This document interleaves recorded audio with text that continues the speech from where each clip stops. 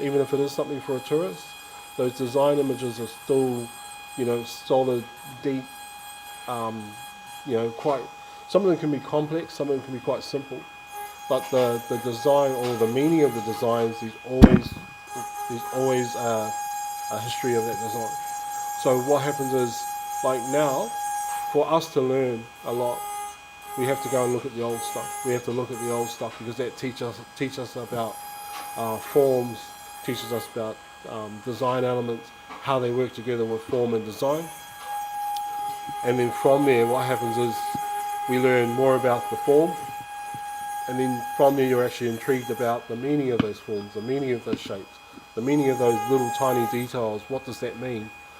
The best way of understanding a design element is to research it from multiple angles or multiple sources, and then just try and stack them all up, and then think about it like from I suppose a practical point of view.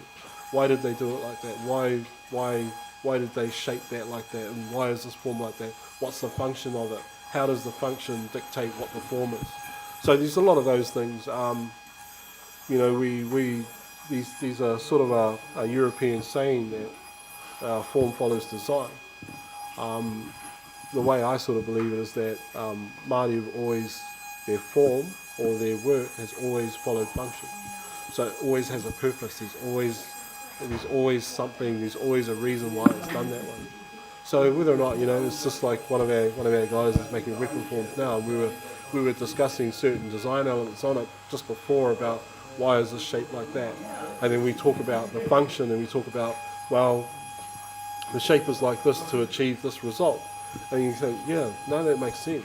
And then we'll talk about the lobe, and you say, well, that is used. You think about it, if somebody has a longer weapon and then they strike you in a certain angle, you can catch it with that and then actually flick it out.